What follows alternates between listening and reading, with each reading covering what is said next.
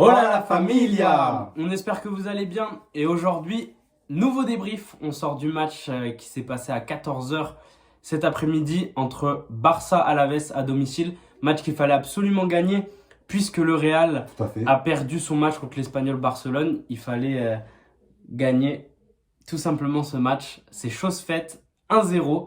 Qu'est-ce que tu as pensé de ce match, papa? Eh bien écoute, alors ce match, je le diviserai en deux parties.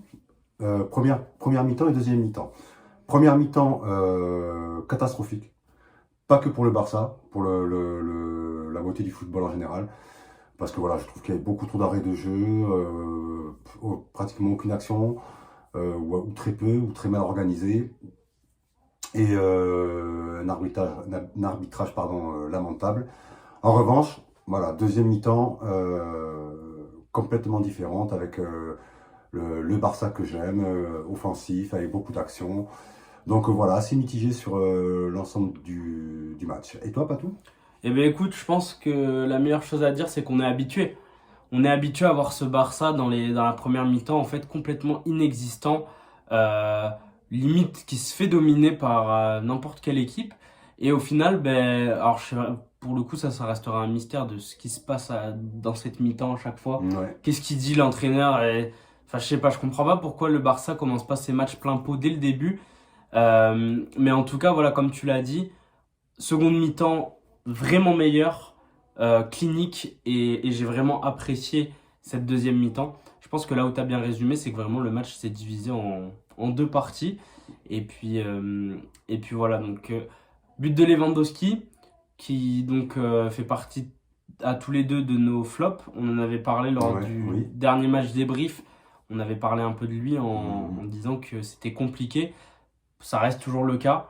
On reste toujours sur un joueur quand même qui manque d'efficacité. Là, pour le coup, il avait juste à la pousser dedans, donc c'est un peu plus simple. Après, on est content pour lui, Oui, oui, évidemment, on est mais content, mais après voilà, il y a aussi la tête qui rate là. Bon, là aussi c'est très limite quoi. Je veux dire, c'est une tête qui est pas bien cadrée. Voilà, bon, pas terrible, en tout cas sur la première mi-temps, un peu mieux quand même sur la seconde mi-temps, mm, mais comme je disais la dernière fois, et je reste là-dessus, Hansi Flick, il le sort trop tard. Il le sort trop tard. Il faudrait qu'il le sorte beaucoup, beaucoup plus tôt pour une meilleure répartition de jeu. Voilà, ouais. moi, c'est ce que je pense. Non, mais je suis d'accord avec toi. Encore une fois, on voit la différence tout de suite avec Ferran Torres qui rentre. C'est pas le même profil, mais c'est vrai que il apporte quelque chose un sang frais qui peut Ouais, être apporté plus tôt. tout à fait. Donc voilà, plus mobile, des appels dans la profondeur, etc. Donc c'est vrai qu'il peut apporter quelque chose de différent, mais c'est vrai que bah, plus tôt, hein, je suis d'accord avec toi. Maintenant, je pense que l'homme du match peut être attribué à monsieur l'arbitre, peut-être, Ouais, ouais, qui... oh là là, quel arbitrage, Monsieur mon Dieu. Montero qui a été mais Oh là là. catastrophique. Euh, Honnêtement, je sais pas comment on peut faire ça. Pour ceux qui n'ont pas vu le match, 5 jaunes pour le Barça, 2 seulement pour Alaves. Mais je vous assure que c'est Alaves qui a fait des fautes et pas le Barça. Non, mais arbitrage catastrophique. Comme disaient les commentateurs, et je suis d'accord avec eux, on est en train de prôner de plus en plus un football anti-football, de fautes, etc. Où le jaune il sort au bout de la 7e faute. Et c'est relou parce qu'au final, ça gâche l'expérience de jeu. Et donc, la première mi-temps, d'un côté, tu as un Barça qui n'y va pas et qui en plus de ça est stoppé par des fautes et tout. Enfin, ça doit être hyper frustrant. Donc juste pour ça, bien content d'avoir gagné 1-0 déjà contre une équipe qui pue tout simplement l'anti-football. Au moins voilà, ils auront pris 0 point chez nous et ça c'est bien fait. Et en plus, ils sont dans les derniers au classement. Tant mieux, redescendez en Ligue 2 espagnole, c'est là où vous pourrez faire ce que vous voulez. Nous en tout cas, on s'en sort. Maintenant, petit point classement, du coup, le Real toujours premier, mais plus qu'à 4 points Ouais, d'écart. Et tout à comme je fait. te l'ai dit, on a le Real qui affronte l'Atlético le week-end prochain et nous Séville. Donc là, on a un big coup à faire parce que si on bat Séville et que on espère le Real fait match nul avec l'Atlético, ça nous permettrait vraiment d'être en course pour cette Liga. Tout à fait. Est-ce que tu veux bien nous parler, Patou, de ce qu'a fait Lamine Yamal pendant ce match? Parce que moi, je t'avoue que encore une fois, j'ai été subjugué par son jeu, notamment une action spécifique où tu as cru voir un peu du Lionel Messi dans cette action. Je crois qu'il a dribblé, je crois, 7 joueurs. 7 joueurs, il a. Donc, qu'est-ce que tu dirais là-dessus, hein? Ben, honnêtement, j'ai plus les mots. Quand tu l'as vu, ma réaction devant le. J'ai plus les mots. Parce qu'en fait, c'est le genre d'action qui, au final, sur une action, ne t'apporte rien. Il n'a pas apporté de passe, il n'a pas apporté. Mais en fait, c'est ce qui va te faire regarder un match de foot. Et moi, je te le dis. Alors, excuse-moi, je te corrige. Il a apporté une passe, hein, quand même. Il a fait une Ah oui, c'est superbe vrai, passe. oui, c'est vrai. Oui, c'est vrai. Non, pardon. l'action était belle de A jusqu'au Z. C'est vrai, Non, pardon. il a Oui, fait une c'est vrai magnifique- qu'après, il a fait fait l'extérieur pour une finir. passe, Oui, non, ouais, pardon. magnifique. C'est vrai que j'étais resté bloqué sur les dribbles. C'est pas grave, on t'en voudra pas, hein. Mais exceptionnel joueur. Franchement, je sais pas, mais c'est insupportable. Je ne sais pas jusqu'où il va aller, quoi. Il a que 17 ans. Non, je crois qu'il a eu 18. Non, je crois qu'il a pas eu 18 ans Non, encore. je crois qu'il a encore, ouais, Il a 17 ans. Il est partout sur le terrain. Et comme disaient les commentateurs, et je suis encore une fois d'accord, dès qu'il a le ballon, c'est danger. Dès qu'il a le ballon, c'est pas pour rien. Voilà, il y a toujours quelque chose qui se passe.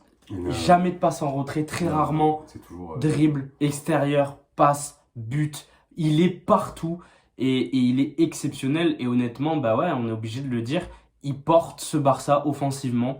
Si tu dois faire un joueur par ligne, t'as Koubarsi qui porte la défense, Ouais, là, Pedri c'est qui encore, porte ouais. le milieu, Lamine qui porte l'attaque. Et voilà, et on a notre colonne vertébrale comme ça de l'équipe qui sont faits par un gamin de 17 ans, un autre de 18 ans, et Pedri, je crois qu'il a mon âge, il a 22 ans. Donc c'est impressionnant. Mais justement, puisque tu parles de Pedri, pendant le match, je t'ai fait une petite, je t'ai fait part d'une petite réflexion que j'avais. Quand Pedri, il est dans le match, On gagne. ça change tout. C'est la victoire assurée, Première j'ai mi-temps, l'impression. on le voit pas trop, c'est des ratés, c'est pas précis, tu vois, il y a des. Mais alors, dès qu'il est là, dès qu'il commence à retrouver sa maîtrise du ballon, comme tu dis, les passes, etc., c'est un joueur exceptionnel. Et il arrive à faire changer un match. Pour moi, hein, là, Ah non, bah alors là, c'est c'est- complètement un c'est- game changer. Hein, c'est... impressionnant. Dès qu'il est dedans, tu peux être sûr que le match va tourner en notre faveur. Et puis en plus de ça, ce qu'on lui reproche, c'est de ne pas tirer. Il met quand même un bel extérieur. Bon, qui est... D'ailleurs, petite mention spéciale au gardien adverse. Oui, très, Oweno, très je bien. crois qu'il s'appelle. Très très bien. Franchement, qui était très bon. Genre sur la frappe de Yamal, là, qui tire. Il est... Ouais. Franchement, bon gardien. En plus, pour le coup, lui, il a pas essayé de gagner du temps. Non, franchement, il n'y a rien à dire. Rien à dire. Et mais voilà, Pedri qui tente et tout. Et puis non, mais Pedri, en fait, c'est clairement le cœur du jeu du Barça actuellement. Dès qu'il est Euh, présent. alors oui, t'as du De Jong qui est excellent, t'as du Fermin qui percute, t'as du Gavi qui est solide. Pedri, c'est toutes ces qualités en même temps, dans un seul homme, dans un seul corps. Donc voilà, tout est dans Pedri en Ouais, fait. mais écoute, Il est exceptionnel. T'as tout résumé. Et voilà. Vraiment. Et puis pour moi, pour suivre le Barça, parce que toi c'est vraiment depuis cette année que tu t'y mets, Pedri est considéré comme un joueur qui se blesse assez facilement. Et là, pour l'instant, je touche du bois. C'est la première fois qu'il fait une saison vraiment en entier où il se blesse pas, et on espère vraiment qu'il ne se blessera pas d'ici la fin de la saison. Et ben quand il est en forme, je sais pas qui mettre comme milieu de terrain au-dessus de lui, parce que bon, t'as forcément les Madrilènes qui vont te parler de Bellingham, etc. Mais moi je suis désolé, ce joueur il est exceptionnel. Ouais, exceptionnel. Il y a rien à Il dire. n'y a rien à dire. Et en plus, c'est dans les petits espaces, il s'en sort. Les grands espaces, il s'en sort. Qualité de passe, nickel. Vista, parfaite. Devant les cages, c'est un peu le truc à améliorer, mais bon, en même temps, j'ai envie de te dire, on lui demande pas non plus de marquer des buts sur son poste non plus. Buteur, donc, Mais voilà. Et puis, encore une fois, tu te dis, imagine si toutes les actions, elles allaient au bout, mais combien il aurait de passes D, Pedri, à l'heure actuelle? Franchement, combien il aurait de passes D?